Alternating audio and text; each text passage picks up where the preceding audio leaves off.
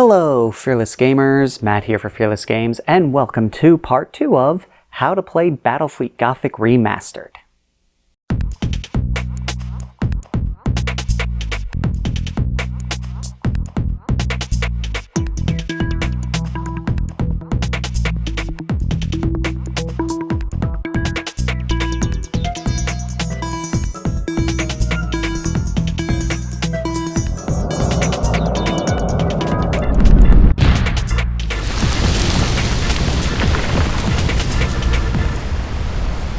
Before we start this video, if you haven't already, hit that subscribe button. That way you know when more of these videos come out.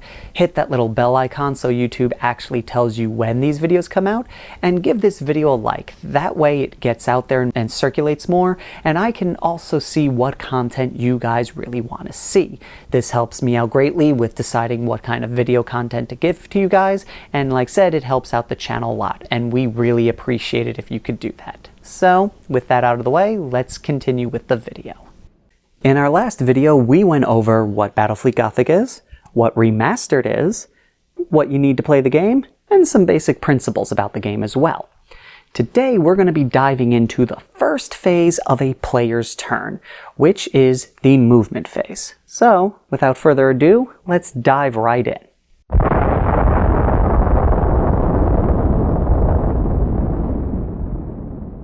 So we do need to discuss one final principle before we get started with the movement phase. And I saved this principle for this video because it is heavily used in the movement phase itself out of all the different phases in a player's turn. And that is leadership. Every ship has a leadership value. This represents the experience of the captain and the crew. A low leadership value means that the crew and the captain are very inexperienced or they're not very well organized and very disjointed. A high-level leadership value represents a more experienced crew, one that's seen many battles or just very well in sync, where they don't really need to talk to each other that much. They kind of just know what to do and how to do it and trust each other to do their thing when they need to. And how do you determine a ship's leadership value? Well, you take a d6 and you consult this chart right here.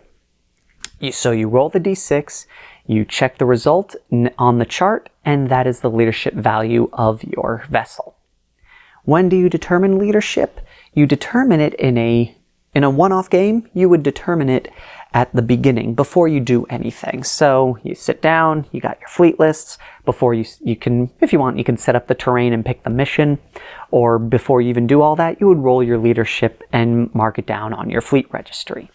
Here at Fearless Games, we like to do it after we deployed our vessels.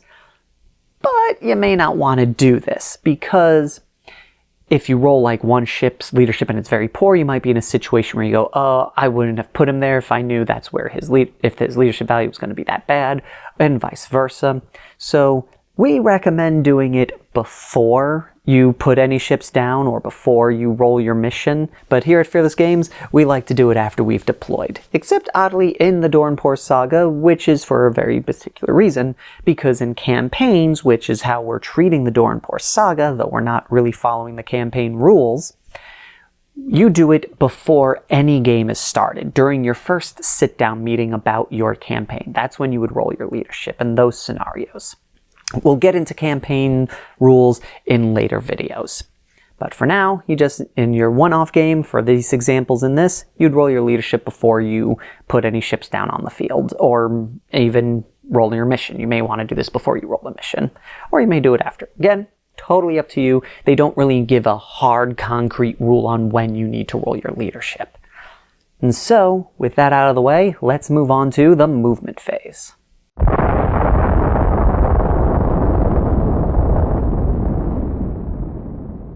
So the movement phase functions as such. You would select a ship that you wish to move, perform any command checks, move it, and then move on to your next vessel and do the same until you've run out of vessels.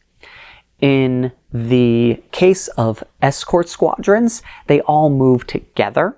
So when you do one escort squadron, you would select a squadron of escorts, you would move each ship, then that squadron is done and you can move on to the next vessel. We'll get more into squadrons later on in the video series. But for now, you just know that you do one ship, then you do all of its actions, then you do another ship, do all of its actions, and so on and so forth. So when you first select a ship, you then decide if you're going to do any special orders. What are special orders? These are special effects you can apply to a vessel that affect it for the rest of your game turn. And your list of options for special orders that you can take go as follows. We first have all ahead full. This allows you to increase your maximum speed of your vessel. You essentially is before you start the movement of the vessel, you would roll 4d6, add them together, and apply that to your ship's base movement, and that's your new maximum move speed. So if you have a ship that has a 20 centimeter move as its on its data sheet, and you roll 10 on 4d6, your battleship's movement is now 30. The downside to this special order is that you need to move its maximum movement speed.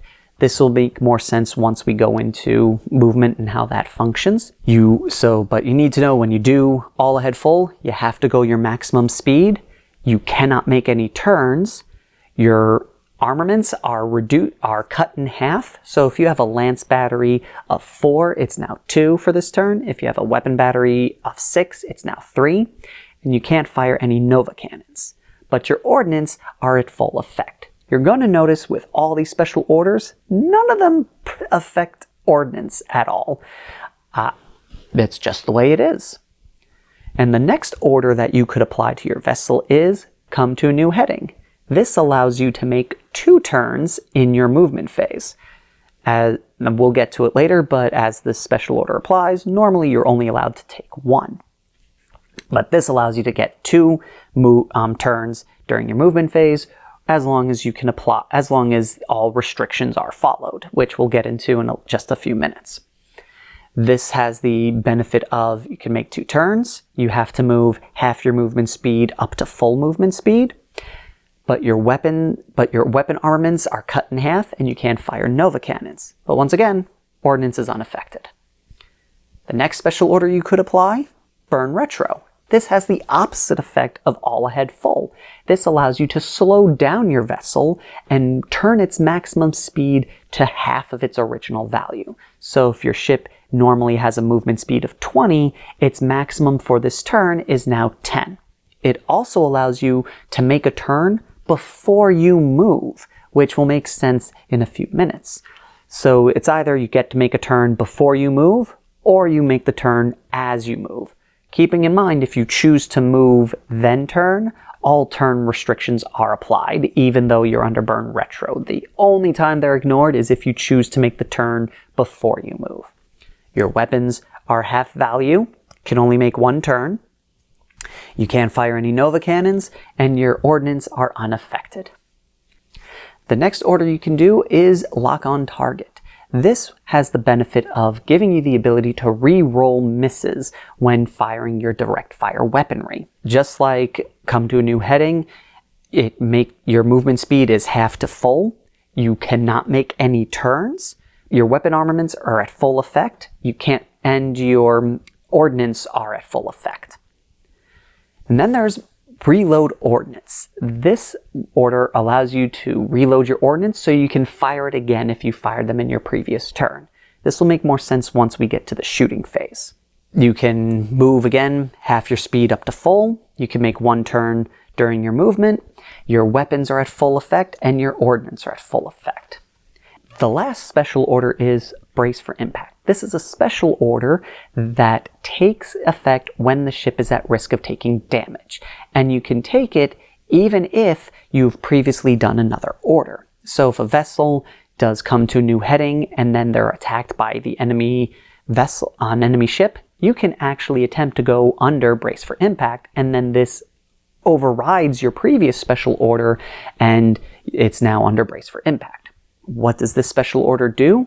It grants you a 4+ save against direct fire damage, ramming damage, critical hits done by hit and run attacks, but as a special note here, it does not protect against critical hits that came in from a successful hit on your vessel. So if someone hits you with a lance shot and you fail the Brace for Impact roll, you can't do it again for the critical effect if that shot happens to crit. because you already failed the attempt to stop the attack. It also doesn't protect against criticals done by boarding action attacks. And any ship that's under the Brace for Impact special order remains so until the end of your next turn. How do you make a command check? Command checks are done by taking 2d6 and comparing it to your ship's leadership. The goal is to roll equal or under your ship's leadership value. So if you have a leadership value of 8, you'd want to roll 8 or lower. If you succeed, you're put under special order, you put a token or dice down indicating which special order the vessel is under, and now that ship is under that special order. It remains under that special order until the beginning of your next turn. Again, though, if it's Brace for Impact, that's not the case. You have to wait until the end of your next turn for that order to go away. There are some modifiers that can be applied to your leadership, and those are if your ship is in base contact with blast markers, which we will get into more in the shooting phase, you take a -1 to your leadership value. If the opponent has vessels that are under special orders, you get a +1. The blast marker effect is because all the shrapnel and debris around your vessel is causing interference with your radio communications. The reason why you get a +1 for enemy vessels being under special orders is because them communicating with themselves creates this weird channel of clarity that makes radio signals go through clear, and it just makes it where the ships can hear orders better. You take those modifiers into consideration, then you roll your 2d6, and you'd consult to see if you roll equal or under your leadership value, you've successfully passed the check. However, if you fail the check, you may attempt a reroll if you have any rerolls available, but like we talked about in our first video, you can't reroll a reroll. And if that command check fails, even with a reroll if you have one, you can't take any more special orders that turn. Doesn't matter how many ships you have left. If it's your very first ship, all of your other ships can't make special orders. So a very common tactic is to always use your ships with the highest leadership value first. That way you ensure you have the highest chance of getting as many vessels under special orders as possible. Also a special note here, if you have a vessel that has a special ability or an army special ability where they auto-pass certain command checks, they have to be done before a failed command check is rolled. So let's just say you have an army that always passes lock-on target special orders. You have vessel A, you decide it's going to go all ahead full, and it fails. Ship B, C, and D can't lock on target even though they auto-pass because that first ship failed the command check. The narrative behind this is basically the chaos and confusion and lack of information that is given from that one ship not responding to orders causes the other vessels to essentially get distracted and they miss their opportunity to execute the order they were planning to do because they're sitting there going like, wait, why didn't that ship do what it was told? What's going on? Is the plan change? What's happening? And then they miss their opportunity. The only exception to this is Brace for Impact. Brace for Impact can be attempted even if you already failed a command check. And Brace for Impact, as the rules written, I'm going to put the text right here, you can make this check multiple times even if you failed. However, you have to resolve the source's attacks before you can attempt it again. So if you have two ships that are attacking one vessel, and you roll, the first ship attacks, you roll for Brace for Impact, and you fail, doesn't matter how many weapons that ship has, you have to wait for that ship to finish all of its attacks, and you cannot attempt Brace for Impact until the next ship attacks you. If you guys think that I'm reading this rule wrong, feel free to leave a comment, but that's how I interpret this text, is that no matter what, this is the one special order that can always be taken even if you failed a orders check previously. I guess the idea behind it is, even though they may be distracted by something, they're always going to notice when something is going to hit them and duck for cover, or at least attempt to. And one last note about command checks and leadership, no matter what happens in terms of modifiers or special rules, even if your leadership goes above 10, regardless of that, a roll of an 11 or 12 during a leadership or command check always results in a failure. So even if, let's just say you have a commander that has a 10 leadership like Abaddon, and then something happens and he manages to get an 11 or a 12 to his leadership, it doesn't matter. A roll of 11 or 12 always counts as a failure. So now that you have decided what order your ship has gone into, you can now proceed into physically moving the vessel.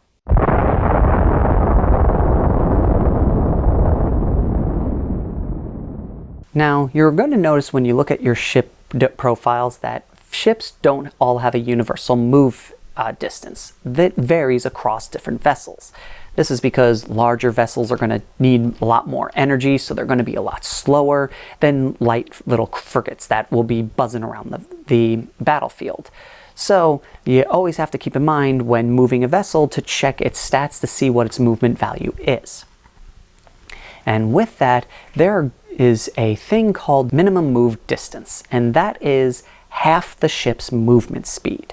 So no matter what, unless you have the burn retro orders applied to a vessel, it has to move half its movement. So in the case of a vessel with a 20 centimeter range, it has to move at least 10 centimeters and up to 20. If it's got all ahead full on, it's the reverse of the burn retro special order. It has to move 20 plus the dice roll total added to that value. So if it rolled again 10, it has to move 30. And you can't just stop at 20 and ignore the extra 10. You have to go that full distance. This is supposed to represent effectively inertia. All ships are moving in space. It takes a lot of energy to slow them down and to stop their movement. So unless they're under the burn retro special order, they have to move half their distance. Now, in some cases, you may not be able to move half your distance. So because of that, you then need to just move as far as you physically can. So that's one thing that's a little sneaky about this. Let's just say you have a cruiser again with 20 centimeter range and it gets crippled. So now you'd have to half its movement. Its minimum movement is still 10. It doesn't become 5. It's still 10.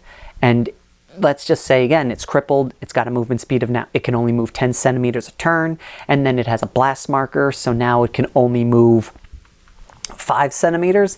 That doesn't mean you now get to move only 2.5 centimeters and you're done. No, you are forced to move 5 centimeters.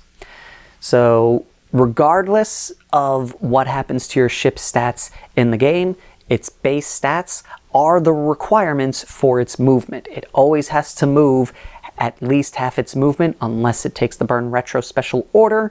And if something prevents it from moving at least its half distance, it has to go as far as it can.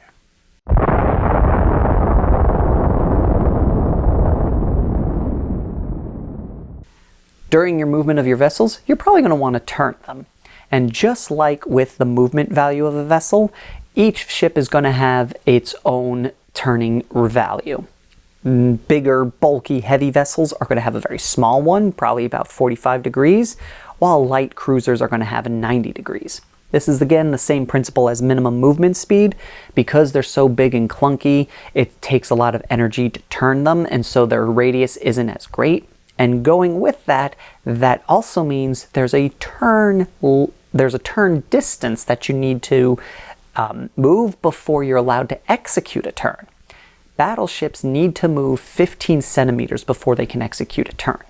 Cruisers need to move 10 centimeters before they can execute a turn, and escorts can execute a turn at any point during their movement. So, as you might be thinking, this means the come to a new heading special order isn't for every vessel. You're never going to really use it for battleships because I don't really think there is a battleship that has a 30 centimeter movement. So and even though the come to a new heading special order allows you to make 2 turns, the minimum turn distance is still applied.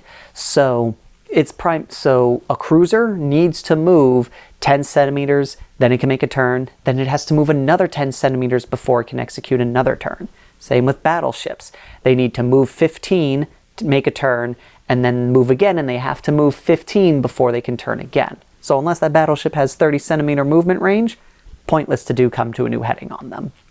And you're probably going to be using this on your cruisers and your escorts. What this also means is, if for some reason your vessel is unable to move the minimum turn distance, it's not going to be able to make that turn at all, no matter what special orders you're under. So how do you execute a turn in-game? This is my method. If I have a ship on a base that has the bearing compass printed on it, I basically use those front firing arc lines to represent my 45-degree turn. So I would move my vessel, then I would place 2 fingers on the base and use my freehand to turn the vessel and then continue its movement in that direction. What if I have a base that doesn't have the bearing compass on it? I usually put my thumb down on the base, if I can, my middle finger, and then use my index finger to turn the vessel while the other hand holds the bearing compass. But either way, you find what technique works for you, as long as it's consistent. It might take a little bit of getting used to, especially if the vessel is super loose on its base or super tight on its base, but you'll get there. It just takes some practice if it's a little difficult for you. And also keep a note here with burn retros, that's where the one clever thing with that is. So with battleships, if you need it to make a turn before it moves 15 centimeters, you do the burn retro special order, and now because the burn retro order specifically states you can turn before you make your movement. So you burn retro, make your turn, and then you don't have to worry about that minimum distance. But again, like say, for example, a cruiser. Cruiser has typically a speed of 20. You burn retro. If you decide not to make that turn at the 0 mark, you then have to move 10 centimeters before you make that turn. So keep that in mind. So now here's a quick demonstration of the rules we just went over. We've got ourselves an Archaeon class, a Carnage, a Planet Killer, and a Hades, and a Styx class Chaos vessels here. And what we're first going to do is we're going to determine their leadership. So we take a d6 and we roll for this guy here, and it's a 4. We consult our chart. That means he has a leadership of 8. And we go with the Carnage class next. We roll the die. He rolled a 1, so his leadership is 6. Now for the Planet Killer, we'd roll the die. It's a 2, which gives him a leadership of 7. And for the Styx on the end there, we roll a d6, and it is a 3, which gives him a leadership of 7. Not looking too great here. So we would want to do this just because of how the leadership values are. We'd want to do this vessel first for any special orders we're going to do, which we're going to do come to a new heading. So we take 2d6, roll them together, and we want them equal or under 8, which 4, 5, 6, we successfully do so. So this ship is now on the come to a new heading special order. And so now we would go and do its movement. It's got a movement speed of 25, so we would have to move a minimum of, we have to move half of that distance minimum in this turn, since we didn't burn retro. Now, the game doesn't specify with movement when you're having it to determine their minimum move distance, if you round up or round down. Here at Fearless Games, we round up. So its movement speed is 25, so it has to move at least 13 centimeters forward. And because we want to come to a new heading, we're going to be allowed to make 2 turns. So we need to move at least 10 centimeters forward before we can execute our first turn. So we take our tape measure, put it over where the flight stand is, and we move it 10 centimeters forward.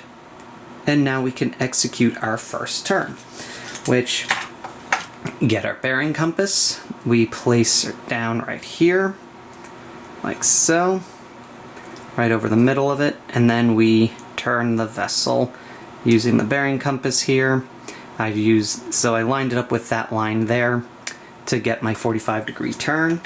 So he just moved 10, so he has to move another 10 before he can make another turn. So we'll move him 10 centimeters forward. And then take our bearing compass again, place it down right there. Then I want to make a turn this way. And then we continue forward. Since he's already moved 20 centimeters, he has a movement speed of 15 centimeters left, and he should actually be staying straight like this. I kind of screwed up his turn. And you move him forward. Place a die right next to him, so we indicate that he has gone. Now we go with our Carnage. He's got a leadership of 6, and we are going to do lock on target. So we roll 2d6. And because we rolled higher than his leadership, which is 6, we would have failed the command check, and we cannot do any more orders for this turn. The only one we're allowed to do at this point is the Brace for Impact special order. But for this scenario, we're going to fudge this and say that he successfully rolled it. So he's now on lock on target, which means he can't make any turns, and again, he has to move his minimum distance, which, because it's 25 again for his profile, he's got to move at least 13 centimeters. But since we have him doing lock on target, we want to make sure he's in range of all the targets he wants to get to, so we're going to move him flat out 25 centimeters forward, like so. And we take our orders tokens or dice and put the lock on target. The Planet Killer here is going to attempt Burn Retro. So again, we roll the die. He successfully gets it because he rolled under his leadership of 7. And since he's burning Retro, he can only move half his maximum distance he can move is half of his base movement speed, which is 20, so it goes down to 10. This is important because it's a battleship. It needs to move 15 before it can make a turn. So since we're burning Retro, we are allowed to make a turn before he makes his move. So you really have to. If you don't, then basically putting him under Burn Retro was completely useless unless you want him to stand still. And he's got a blast marker. He's got a blast template. He's got a bearing compass printed on his base. So I would just take him, move him so he's lined up, so his main gun there is lined up with the 45-degree mark on his base, which he is pretty much right there. He's a little wobbly on this base here. I gotta make him a new one. And then we move him 10 centimeters. Okay, and that battleship has moved. And then this Styx class is going to attempt reload ordnance. So he rolls it, and he rolled again. He rolled over his leadership value, so he cannot go under special orders. Thankfully, he was the last one there, so it doesn't affect us. But again, as I mentioned before, in hindsight, I did them in order here. If I was being tactical, he would have gone last because he had the lowest leadership, but it's a good thing I didn't, because if I had gone with him first beforehand, that would have stopped them all from getting special orders. So since he didn't go under any type of special order, he gets to make a regular move, which for him, again, he is a cruiser, which his movement speed is 25, so he has to move 13 centimeters at minimum. But I am going to have him execute a turn.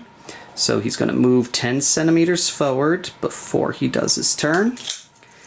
Okay, get our bearing compass on top of him. Line up his nose with that front fire arc line, like so. And then continue his move forward. Keep moving him. And he continues on his way. And that is an entire round of movement for this turn. This is when I would go into my shooting phase.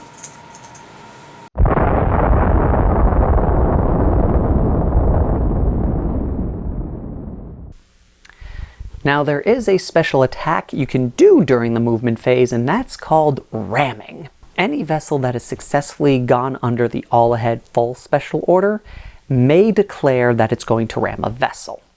But you have to do this before you do any dice rolling to see how far you go. So, and you can only ram the vessel that you selected. This is where that whole 3D space on a 2D plane principle comes into play. If there's any vessels in between you and the one you declared the ram on, it's assumed they get out of the way or you get out of the way of them. You successfully rolled your all-ahead full special order. Now you do a command check to see if you successfully aim your ship into that vessel. The way you do this is you roll again your leadership. However, there is a value, a modifier applied to this. If the ship is smaller than your vessel, i.e. a cruiser is hitting a escort or a battleship is hitting a cruiser, you have to pass this command check on 3d6. If the vessel is the same vessel type as you need to pass the check on 2d6. If the vessel is a class bigger than yours, then you need only 1d6. And the way it goes is battleship's the biggest, cruiser is mediums, and escorts are small. So a cruiser to a battleship, it's 1d6. A battleship into a cruiser, it's 3d6. Battleship into battleship, 2d6, so on and so forth. Then, after you successfully check to see if you aimed right onto that vessel, you then roll the dice for all ahead full and see if you have enough distance to get there. You then move your vessel, and if any part of your base makes contact with that ship, you successfully ram them. If you happen to hit the vessel before you get to the end of your max distance, so let's just say after all ahead full, you now have a move distance of 40 and you hit them at the 30 mark. If your vessel survives, you continue on to the 40 mark. But if you hit them before you get there, you pause, resolve the ram, and then continue your movement forward. So what happens when you successfully ram a ship? You take your ship's starting hit point value, not its current hit point value. So if it has a value of 10, you roll 10 dice. You roll the dice, and your goal is to hit equal to or greater than their armor value. So if their armor is 4, your target number is 4. And every successful hit is a damage point onto the vessel itself. Then, once it's done, you move on. Now here's the thing. Just because you rammed a ship doesn't mean your ship gets away unscathed. It's possible that you could suffer damage from the impact hitting the other vessel. So the target vessel gets to roll half its starting value, just like with the ram ship. Doesn't matter how many hit points you currently have on the vessel, it's half the starting value, and gets to roll that against the ramming ship's armor. So it rolls the number of d6s equal to half its starting hit points, and it rolls against the ship's armor value.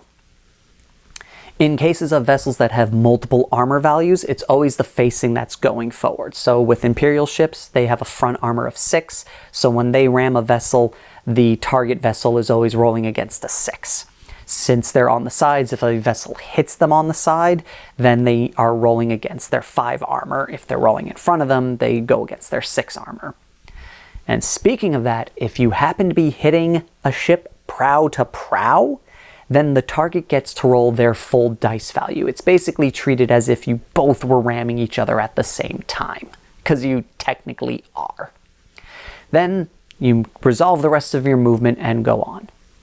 If it happens that the vessel that you rammed explodes, or your vessel explodes due to damage, you resolve the attack right there and then, and both vessels are considered, regardless, the target and the rammer are considered to be in the explosion. So if it happens to be the target that blows up and the ship and the ramming ship has more to go, it's got to factor in blast markers, and it would reduce its movement by 5 when it continues its movement. That'll make more sense when we get to blast markers in the shooting video.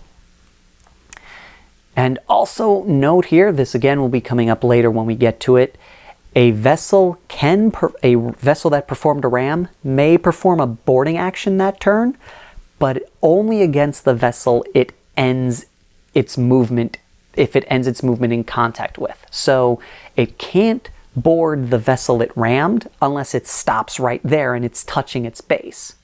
If it has to go past it and it comes in base contact with a ship that was behind the ramming vessel, then the ramming ship can do a boarding action on that vessel, but it can't do it on the one that it had already rammed because it's past it. Again, probably make more sense once we get to boarding actions.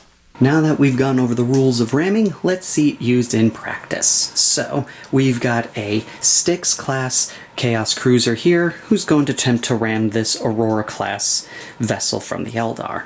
So as we've said, it first has to make a leadership check, which from our last example we'll use its same leadership, which is 7, so we roll 2d6, and 5, 6, 7, 8. So it had failed the all-ahead full order, so it cannot try to ram it, but for the sake of this example, we're going to say it rolled a 4, and it successfully passed. So now, it is under the all-ahead full special order. Before we attempt to move forward, we're going to have to make sure that we successfully aimed our ship to collide with it. So we roll another leadership check.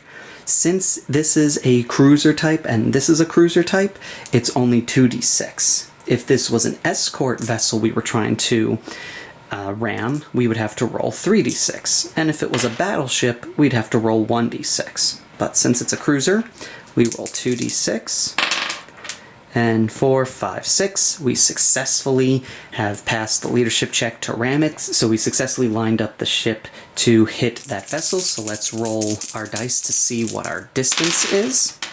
And so we get 4, 5, 6, 7, 8, and 9. So we add 9 to this ship's total movement, which it is 25, which means we now have a grand total of 34 centimeters that the vessel can move.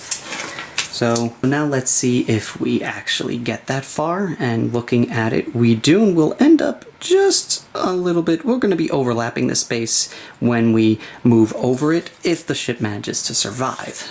So we're going to take their movement and we're going to move it forward and see if we make contact with its base, which we do. So then we are going to, since we've managed to make contact with the vessel, we take the ship's starting hit point value, which for this vessel is 8, so we take 8d6, and that vessel's armor class is 4, so we now need to roll 4 or better. Okay, and we dealt 1, 2, 3, 4, 5, 6 points of damage to that vessel, which is enough to destroy it. Since it was destroyed, we then would roll straight on the catastrophic table and resolve that, which we'll get to in another video. But let's just say, for argument's sake, it managed to survive the attack. It now gets to strike back at this cruiser. Its starting hit point is 4, so since it's getting hit from the side, it rolls 2d6, and this ship's armor value is 5, so we need 5s or better.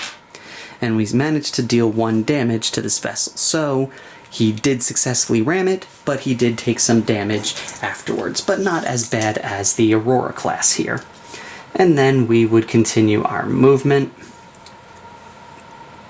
And there we go. And now our ram action is complete, and that is how the whole ramming action works in a scenario. Now, if the situation was where the two ships were facing nose to nose, then instead of rolling 2 dice, the Aurora class vessel would get to roll 4 dice, because when they're hitting ram front to front, it gets to use its full hit point value to strike back, because it essentially counts as both ships ramming each other at the same time. Now, one thing I did fail to mention while discussing ramming is in scenarios where you are ramming a defense unit, such as a space station, it's treated as always hitting it from its front facing. So it always rolls its maximum its starting hit point value in retaliation to any ship that rams it.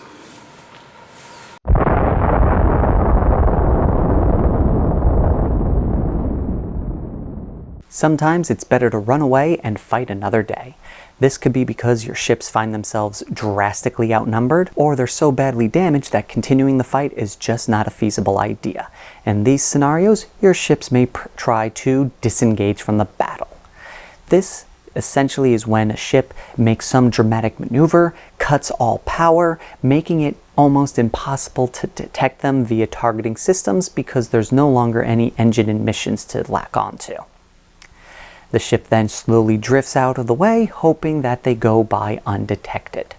Any vessel that moves off of a table edge automatically disengages. Any vessel that ends its movement still on the table may attempt to disengage by rolling a command check, with the following modifiers applied. A +1 for every blast marker within 5 centimeters of the vessel, a +3 for any celestial phenomena within 15 centimeters of the vessel, and a -1 to their leadership for every enemy vessel or ordnance that's within 15 centimeters of the vessel. Now remember, when making these command checks, doesn't matter after applying your modifiers, both negative and positive. If your leadership happens to go above 10, 11, 12, maybe even 13, it does not matter. A roll of 11 or 12 automatically fails. If in any scenario, aside from moving off of a table edge, your ships through any kind of situation ends up with a 1 leadership or less, they must attempt to disengage. If this disengage roll is successful, then the ship is removed from gameplay and can't be put back on the table again. If the leadership check is failed, then the ship cannot make any other actions, cannot fire its weaponry, cannot fire ordnance, and it cannot go under any special orders except for brace for impact. Any squadron that successfully disengages counts as 10% of its starting point value for victory points calculation. Or if they're half the number of ships left from their starting value, rounding down, then they count as 25% of their total points value when they disengage. And if one vessel in an escort squadron has disengaged, then the entire squadron has to attempt to disengage. Capital ships that are in squadrons may disengage independently, and they don't force the rest of the squadron to disengage. This is because capital ships function a little differently when they're in squadrons, which we'll get to in a later video. And just like with escorts, any capital ship that disengages counts as 10% of its total value for determining victory points, and if it's crippled, it counts as 25% of its total point value. And keep a note that this 25% is not in addition to the 25% granted for being crippled and on the battlefield. So if they disengage, it's 25%, it's not 50%.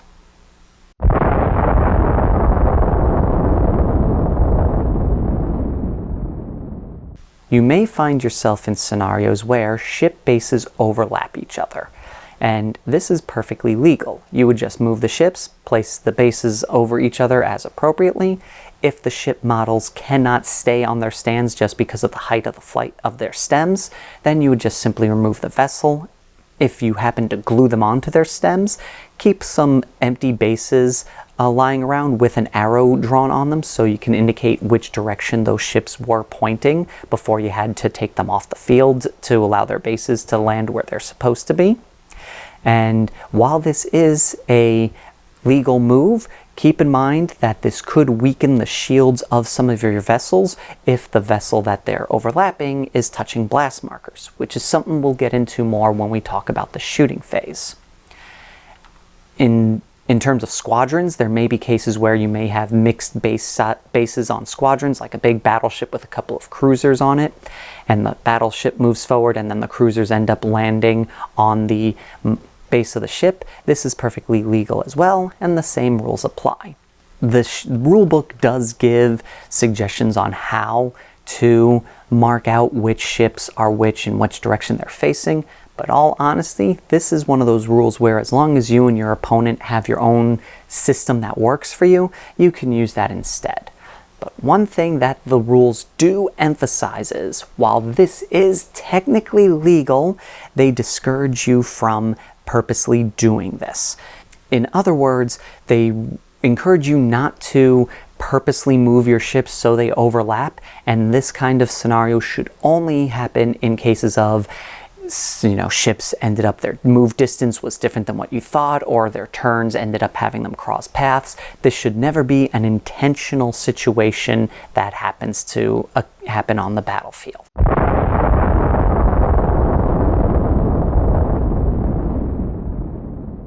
And two last final things about the movement phase that we need to mention. The first is ships that do not move count as defenses when targeting them. The only way to not count as a defense is if your ship moves a minimum of 5 centimeters.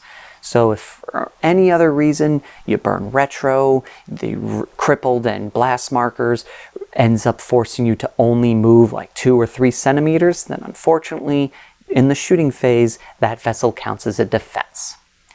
And the final note is there's never going to be a time where ships count as moving simultaneously. All ships, even in squadrons, move one at a time. So one goes, then one goes, then one goes in the order that the controlling player desires. But there's never going to be a situation where ships are allowed to move or count as moving at the same time.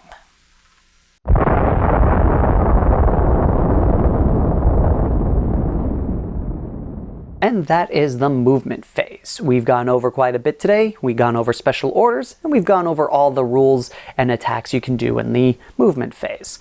If you have any questions, feel free to drop a comment. I'll look them over, can answer them. And if there's any rules you think I have interpreted wrong or rules that I did just flat out get wrong, leave a comment. I'll create a video that has all the most frequently asked questions and address any rules mistakes I've made at the end of the series. That way they're all in one place for people to look up and for their reference. Is there any tactics you like to utilize in the movement phase? Is there a special order that you really like to use? Is there any kind of major goofs that you're always infamously doing in the movement phase? For us here at Fearless Games, it's the Brace for Impact special rule order. We always forget that it exists. In the Doranpor saga, you're going to notice in Season 1 plenty of opportunities where we could have done the Brace for Impact special order, and we don't. The only person that ever really remembered it in games was Phil, and unfortunately this time around, because of where Phil lives, he's not able to participate in the Battlefleet Gothic battles, so you're going to see a lot of missed opportunities for Brace for Impact, which I'm hoping to correct in Season 2, and make sure we all remember that that is a special order you can do. So, thank you all for watching, and until next time, Fearless Gamers, take care.